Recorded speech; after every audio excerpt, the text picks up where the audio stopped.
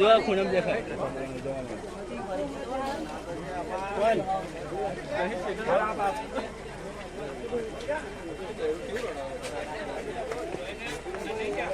એ જણા હતો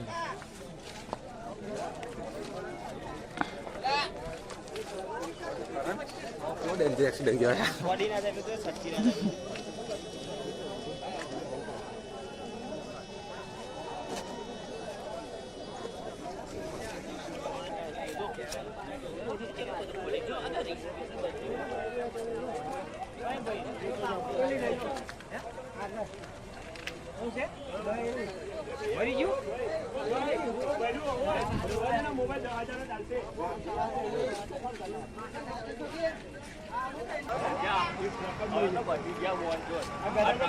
ટ્રકની પાછળ એમાં ગાડ્યો હતું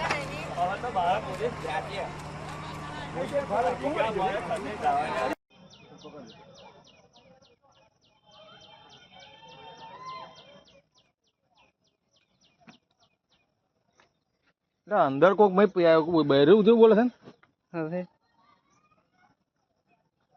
આ ગાડી છે ને પીક હવે અબી આવી એને મેં બહેરો હશે કદાચ પીક એક જણા ઉપર બેઠો પેલા સોજા કે કાઢ ને પણ એને વાગ્યું છે યાર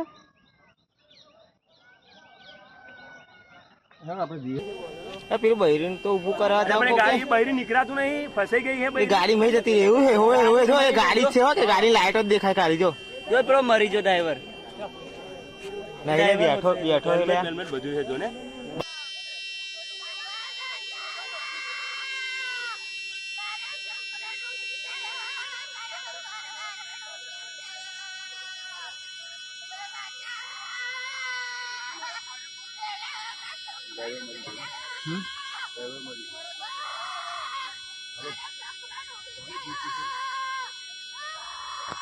માછી આવે છે આવે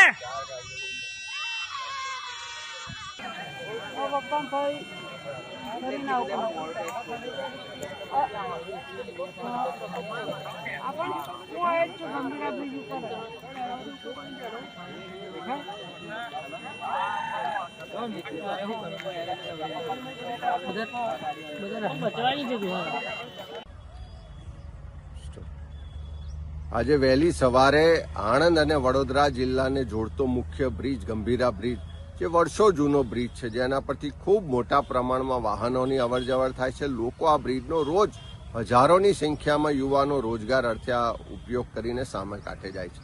વહેલી સવારે બ્રિજ તૂટી પડ્યો અને એના કારણે લગભગ 5 કરતાં વધારે વાહનો નદીમાં ખાબક્યાના સમાચાર છે અને મોટા પ્રમાણમાં જાનહાનિ થયાની શક્યતાઓ છે.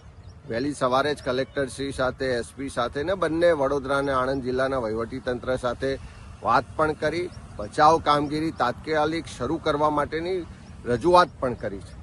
પણ વારે વારે આવા બનાવો બને છે કેમ પહેલી રજૂઆતો થાય કે આ બ્રિજની મરામત જરૂર છે, બ્રિજનું આયુષ્ય પૂર્ણ થઈ ગયું છે તો નવો બ્રિજ બનાવવાની જરૂર છે. બ્રિજ જો ભયજનક હોય તો એને બંધ કરવો જોઈએ, એની મરામત કરવી જોઈએ.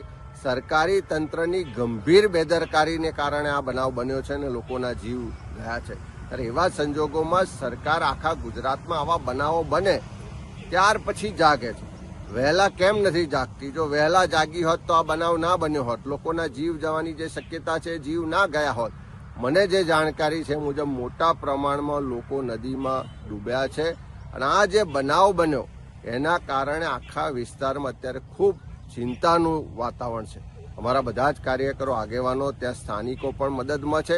પણ સરકારને ફરી મારી વિનંતી છે કે તાત્કાલિક એના માટેની એક્સપર્ટ બચાવ ટીમો મોકલવામાં આવે અને આખા બ્રિજ પરનો જે ટ્રાફિક છે એની વૈકલ્પિક વ્યવસ્થા કરવામાં આવે અને આની યોગ્ય તપાસ થાય.